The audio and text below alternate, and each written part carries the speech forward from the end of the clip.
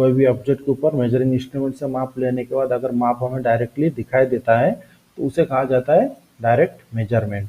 For example के लिए vernier calliper, steel rule या फिर माइक्रोमीटर, इस सब वस्तु से जब माप लेते हैं तो डायरेक्टली हमें माप शो होता है।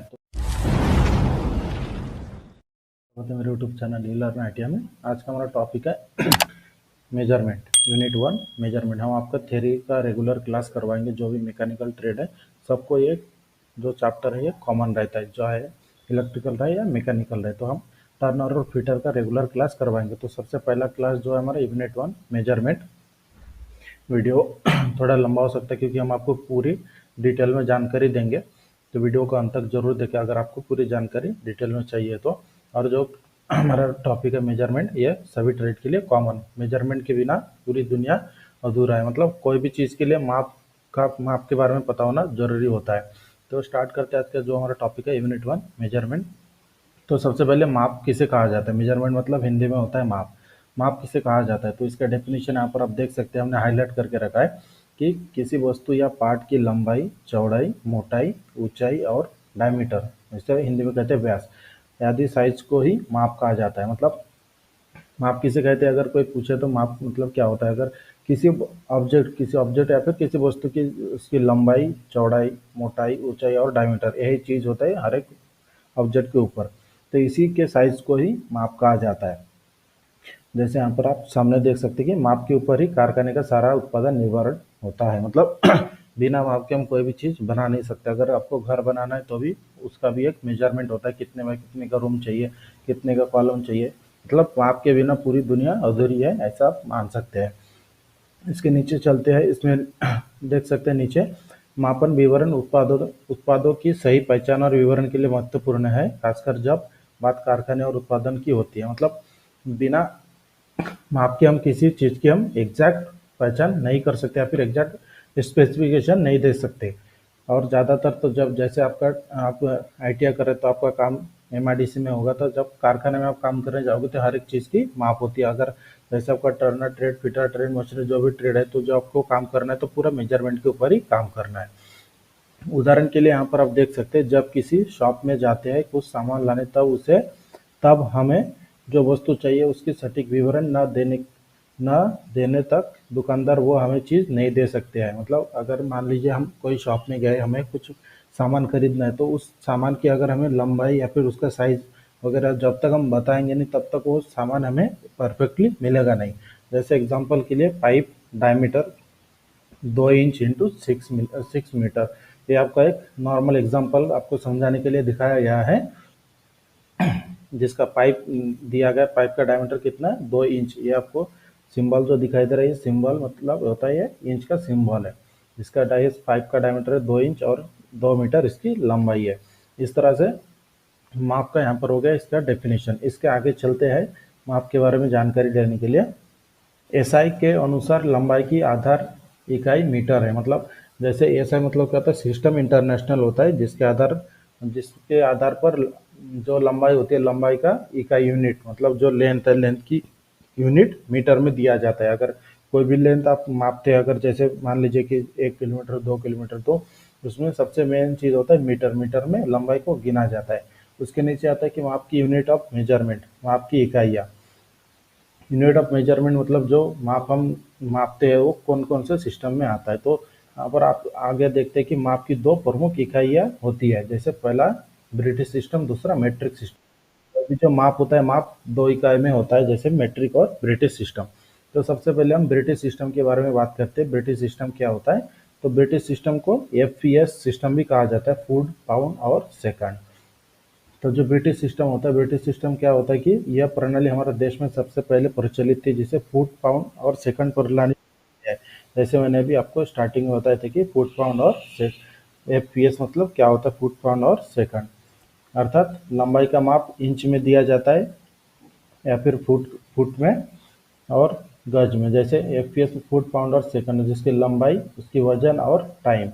जो अगर लंबाई मापना है तो इंच में, और जैसे फुट, पाउंड और सेकंड है, लंबाई का माप आपको फुट में दिया जाता है, और वजन मापना है तो पाउंड में, और जो टाइम मापना है तो सेकंड में मापा जाता है। इसका प्रचलन जैसे फुट पाउंड सेकंड जैसे ब्रिटिश सिस्टम है, ब्रिटिश सिस्टम का प्रचलन सन 1855 में ब्रिटेन में हुआ था। एफपीएस प्रणाली के अनुसार लंबाई, टेम्परेचर और एंगल के माप का इस प्रकार दिया जाता है। जैसे ब्रिटिश सिस्टम है, ब्रिटिश सिस्टम के हिसाब से अगर आपको लंबाई चेक करना है, ताप मतलब जो टेम्परेचर चेक करना है या फिर एंगल आपको चेक करना है, तो जो यहाँ पर आप देख सकते हैं इस प्रकार से दिया जाता है। जैसे अगर लंबाई का माप आपको चेक करना है तो यहाँ पर कुछ इसका साइज दिया गया। जैसे एक माइल है, एक माइल मतलब 1760 गज, मतलब गज को हिंदी में गज बोलते हैं, जैसे 1760 गज, और गज को इंग्लिश में एड भी बोलते हैं। अगर इसे हम फीट में कन्वर्ट करते हैं तो 5280 फीट होता है। और एक गज मतलब 3 फुट होता है, और 3 फुट मतलब 36 इंच, क्योंकि एक फुट में 12 इंच होता है। जैसे यहाँ पर आप नीचे देख सकते हैं कि 1 foot is equal to 12 inch होते हैं। इससे आगे चलते हैं। ब्रिटिश सिस्टम में अगर हमें ताप मतलब टेम्परेचर का माप लेना है तो ताप सेंटीग्रेड और फ़ारेनहाइट, रीमर और केल्विन में मापे जाते हैं। ब्रिटिश सिस्टम, आप अभी जो भी बात कर रहे हैं पूरा ब्रिटिश सिस्टम के बारे में है। तो ब्रिटिश सिस्टम में अगर सेंटीग्रेड जैसे टेम्परेचर के बारे में बात करें कि टेम्परेचर किस में मापा जाता है, तो सेंटीग्रेड, फ़ारेनहाइट, रीमर और केल्विन में मापा जाता है। तो centigrade is equal to 0 degree से 100 डिग्री सेल्सियस तक होता है, और फ़ारेनहाइट जो होता है 32 डिग्री से 212 डिग्री फ़ारेनहाइट होता है, और 100 degree Celsius is equal to 180 degree Fahrenheit होता है। और इसी तरह से ब्रिटिश सिस्टम में अगर एंगल का माप लेना है तो एंगल का माप इस प्रकार से होता है।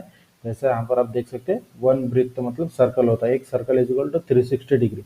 सबको पता है कि एक सर्कल का जो एंगल होता है पूरा 360 डिग्री होता है, और एक सर्कल इज इक्वल टू 4 समकोण को मिलाकर एक सर्कल बनता है। 4 समकोण क्योंकि एक समकोण 90 डिग्री का होता है और एक सर्कल पूरा 360 डिग्री का होता है, और 90 को 4 बार मल्टीप्लाई करेंगे तो ये 360 बन जाता है। उसके बाद 1 degree is equal to 60 minute, और 60, तो यह जो आपको दिखाई दे रहा है मिनट के बाद मिनट इज इक्वल टू, ये जो सिंबल दिखाई दे रहा है यह मिनट का सिंबल है। ये ध्यान में रखना, जब आगे आपका क्लास होते जाएगा तब आपको इसकी बहुत जरूरत पड़ने वाला है। तो जैसे 1 degree is equal to 60 minute और मिनट का ये सिंबल है, उसी प्रकार 1 minute is equal to 60 second होता है, सेकंड का ये सिंबल है। यह ऐसा आपको कॉमन दिखाई दे रहा है, लेकिन ये आपको जानना जरूरी होता है कि सिंबल किस तरह से होता है मिनट का और सेकंड का। उसके बाद एक radian is equal to 57.3 degree होता है, और एक रेडियन का इज इक्वल टू 180 डिग्री भी होता है। इसके नीचे चलते हैं। जैसे हमने अभी मैट्रिक सिस्टम ब्रिटिश सिस्टम के बारे में जानकारी लिया, अभी हम मैट्रिक सिस्टम के बारे में बात करेंगे कि मैट्रिक सिस्टम क्या होता है। मैट्रिक सिस्टम मतलब हमारे इंडिया में जो यूज होता है उसे कहा जाता है मैट्रिक सिस्टम। तो मैट्रिक सिस्टम देख सकते हैं यहाँ पर, आजकल विश्व के अधिकतर देशों में इसी प्रणाली का प्रचलन है। भारत में भी BIS ये आपको इम्पोर्टेंट है। BIS मतलब होता है bureau of Indian standard, international standard organisation, इसका शॉर्ट फॉर्म होता है ISO। ISO के आधार पर इसे स्वीकृति दी जाती है। जैसे कोई भी साइज है इसके हिसाब से चलते हैं BIS और ISO के हिसाब से। जैसे आप कोई भी प्रोडक्ट लेते हैं तो उस प्रोडक्ट के ऊपर एक ISO मार्क होता है, मतलब ISO सर्टिफिकेट मिलता है। जैसे ये ISO क्या होता है इसके बारे में हम जानकारी लेंगे बाद में।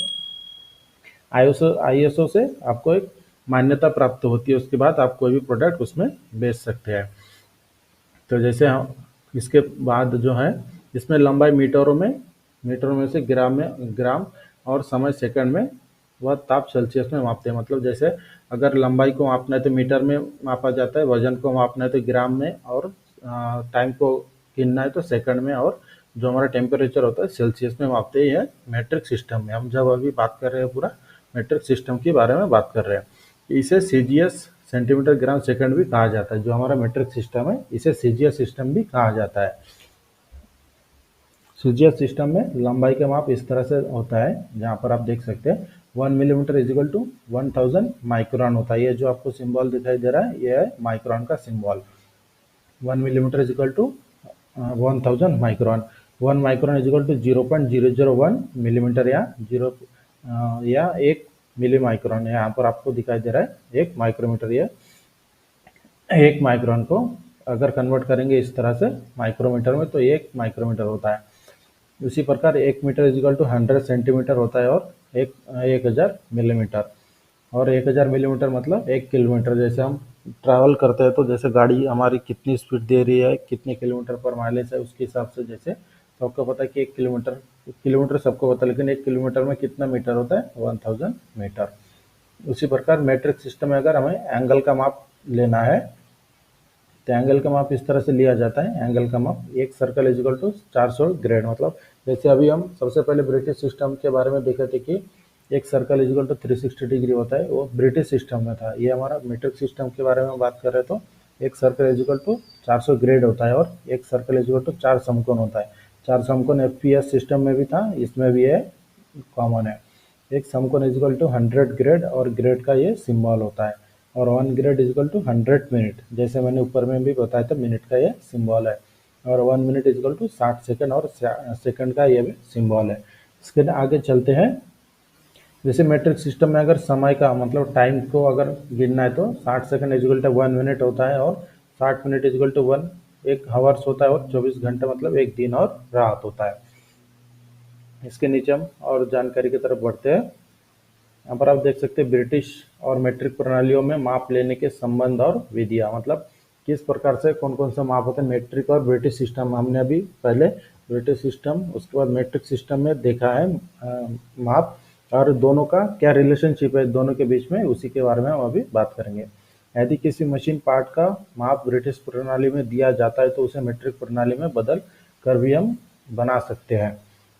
मतलब मान लीजिए कि अगर जैसे किसी इंसान का हाइट होता है 5 फुट 2 इंच, तो उसको अगर मिलीमीटर में कन्वर्ट करना है तो किस तरह से कन्वर्ट किया जाता है, उसी के बारे में ये पूरा जानकारी है कि 1 इंच मतलब कितना मिलीमीटर होता है, 1 फुट मतलब कितना मिलीमीटर, ये पूरी जानकारी है। तो यहाँ पर आप देख सकते हैं 1 inch is equal to 25.4 millimetre, या फिर 2.54 सेंटीमीटर, या फिर 0.0254 मीटर होता है। मतलब इंच को सबसे पहले मिलीमीटर में कन्वर्ट किया, उसके बाद सेंटीमीटर में कन्वर्ट किया, उसके बाद मीटर में कन्वर्ट किया है। इसी प्रकार से ये आपको एक क्वेश्चन में पूछा जाता है कि अगर इस तरह से क्वेश्चन तो 1 इंच इज इक्वल टू रिक्त स्थान सेंटीमीटर भी पूछ सकता है, मिलीमीटर भी पूछ सकता है, फिर मीटर। तो ये 1 inch is equal to 25.4 millimetre होता है, 2.54 सेंटीमीटर होता है, और 0.0254 मीटर होता है। उसी प्रकार 1 foot is equal to 30.48 centimetre होता है, और 0.3048 मीटर होता है। उसी प्रकार एक गज, गज के बारे में हमने ऊपर जानकारी लिया था।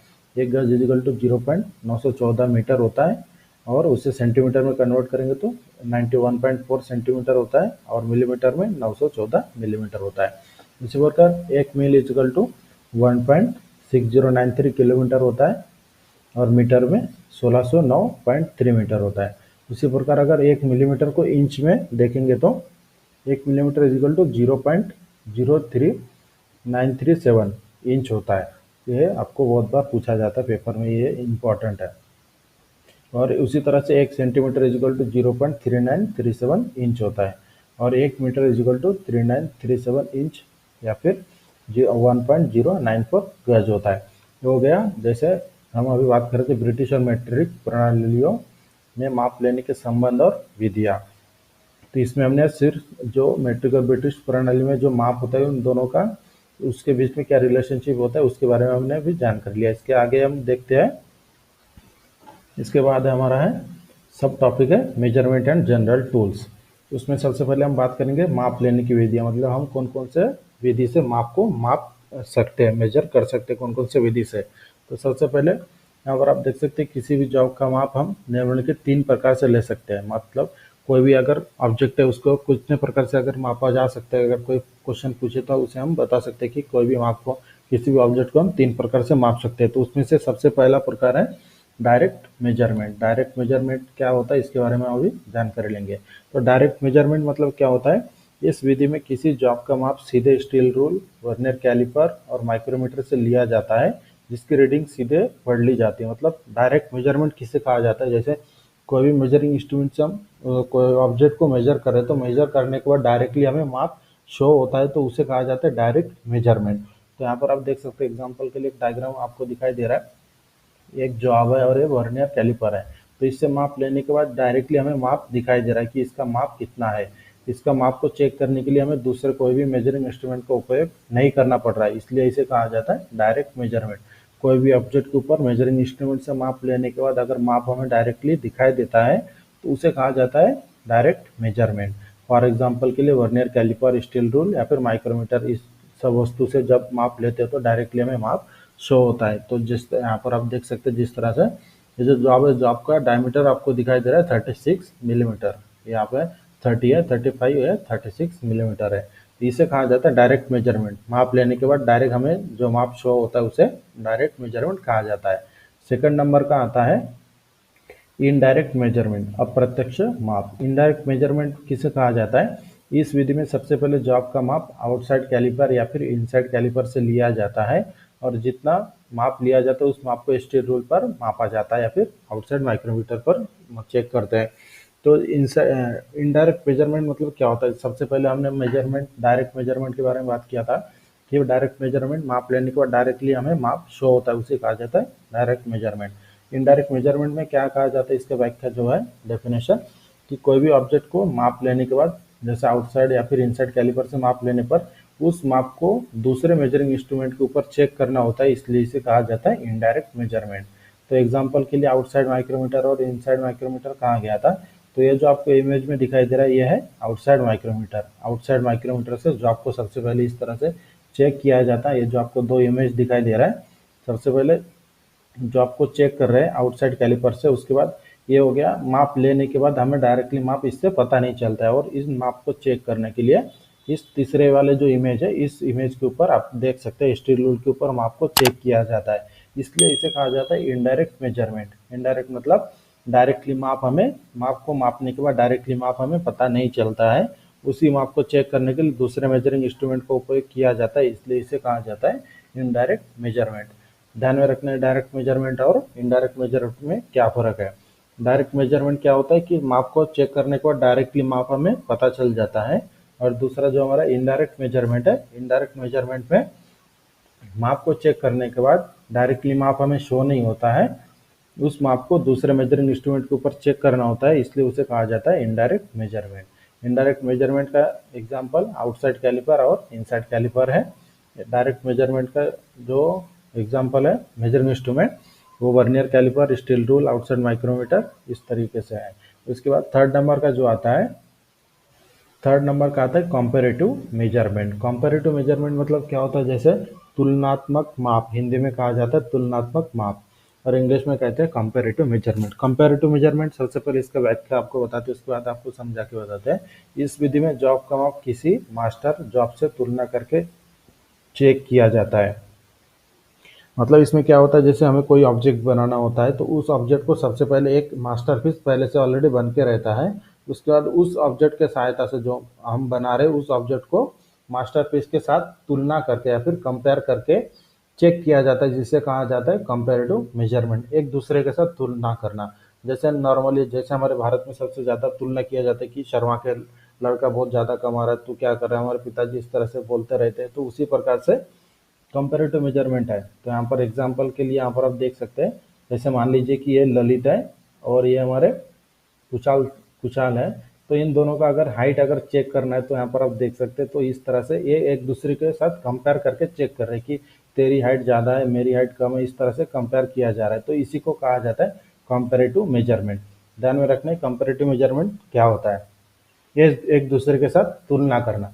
या फिर नॉर्मली जैसे अगर कोई दो जन जॉब कर रहे हैं, जैसे दो दोस्त जॉब कर रहे हैं, मान लीजिए ललित सर और ललित नाम का एक लड़का जॉब कर रहा है और विजय नाम का एक लड़का जॉब कर रहा है, तो दोनों की सैलरी अलग अलग होती है। तो जब ये डिस्कस करते हैं तो एक दूसरे के साथ कंपेयर करते हैं उनकी सैलरी को। तो इसी तरह से जो जॉब होता है, जॉब के ऊपर भी एक दूसरे के साथ कंपेयर करके चेक किया जाता है, जिसे कहा जाता है कंपेरेटिव मेजरमेंट। इसके नीचे जब आते हैं हम, अभी हम देखेंगे types of measurement for any part और जॉब। मतलब किसी पार्ट, किसी भी पार्ट या जॉब के लिए माप के प्रकार, मतलब कोई भी ऑब्जेक्ट है उसको हम कितने तरह से माप सकते हैं, ये इसके बारे में हम अभी बात करेंगे। सबसे पहले हमने देख लिया था कि अभी हमने जो ऊपर में देखे कि माप कितने प्रकार के होते हैं, तो माप 3 प्रकार के होते हैं। तो अब हम ही देखेंगे कि कोई भी जॉब को हम कितने तरीके से, कितने माप चेक कर सकते हैं किसी जॉब का। तो यहाँ पर आप देख सकते हैं सबसे पहले किसी भी पार्ट या जॉब का माप निम्नलिखित होते हैं। 4 प्रकार के होते हैं माप: linear measurement, angular measurement, radial measurement और फ्लैट सरफेस मेजरमेंट। तो इसी चारों को हम आपको अच्छी तरह से समझा के बताएंगे कि लीनियर मेजरमेंट क्या होता है, एंगुलर मेजरमेंट क्या होता है, रेडियल मेजरमेंट और फ्लैट सरफेस मेजरमेंट। सबसे पहले हम बात करते हैं लीनियर मेजरमेंट। लीनियर मेजरमेंट मतलब कोई भी पार्ट या जॉब के वे माप जिसमें उसकी लंबाई, मोटाई, चौड़ाई, ऊंचाई या व्यास दर्शाया जाता है तथा ये माप सीधे रेखा में मापे जाते हैं, उन्हें लंबाई के माप कहते हैं। ये माप माइक्रोमीटर, वर्नियर कैलिपर और स्टील रूल आदि से मापे जाते हैं। मतलब लीनियर मेजरमेंट डायरेक्टली हम इसे हम सिंपल भाषा में कह सकते हैं कि जो सीधा माप हम लेते हैं उसे कहा जाता है लीनियर मेजरमेंट। सीधा माप मतलब जैसे मान लीजिए कि कोई टेबल का हमें लंबाई चेक करना है तो टेप के सहायता से हम डायरेक्टली माप को चेक करते हैं, तो सीधा माप हो गया, उसे कहा जाता है लीनियर मेजरमेंट। लीनियर मेजरमेंट मतलब डायरेक्टली सीधा सीधी लाइन में, जैसे यहाँ पर आप देख सकते हैं सीधी रेखा मतलब सीधी लाइन में जो माप मापा जाता है उसे कहा जाता है लीनियर मेजरमेंट। तो लीनियर मेजरमेंट हम स्टील रूल से भी चेक कर सकते हैं, माइक्रोमीटर से, वर्नियर कैलिपर से या फिर टेप से भी लीनियर मेजरमेंट चेक किया जाता है। उसी प्रकार सेकंड नंबर का आता है एंगुलर मेजरमेंट। एंगुलर मेजरमेंट मतलब जैसे एंगुलर से पता चलता है कि जो जॉब के ऊपर या फिर कोई भी ऑब्जेक्ट होता है उसमें अगर कोई एंगल है या फिर टेपर है तो उस एंगल को चेक करने को कहा जाता है एंगुलर मेजरमेंट।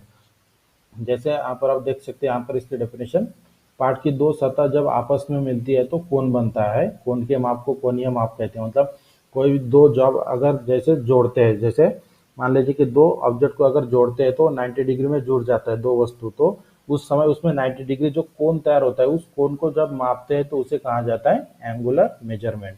इसे combination bevel protractor, universal bevel protractor, protractor head और वर्नियर बीवेल प्रोटेक्टर द्वारा चेक किया जाता है। जैसे एंगुलर जब हम आगे बढ़ेंगे तो आपको पता चलेगा कि कौन कौन सा मेजर, जैसे हमने अभी ऊपर बात किया था कि स्टेडुल क्या होता है, वर्नियर कैलिपर क्या होता है, माइक्रोमीटर, उसी प्रकार से ये मेजरिंग इंस्ट्रूमेंट है एंगुलर एंगल को चेक करने के लिए। कॉम्बिनेशन सेट है, बीवेल वर्नियर प्रोटेक्टर है, प्रोटेक्टर हेड है। इस जो ये जो आपको दिखाई दे रहा है इसके सहायता से एंगल को चेक किया जाता है। उसके बाद थर्ड नंबर का आता है रेडियल मेजरमेंट। रेडियल मेजरमेंट जैसे यहाँ पर आप देख सकते हैं, उत्तल तथा अवतल सतहों के माप को रेडियस वाले माप कहते हैं।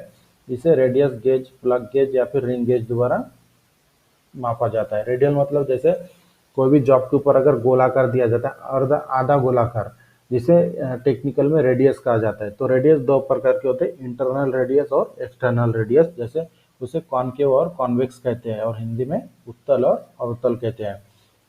तो उस प्रकार के माप को जब हम चेक करते हैं तो उस माप को कहा जाता है रेडियल मेजरमेंट।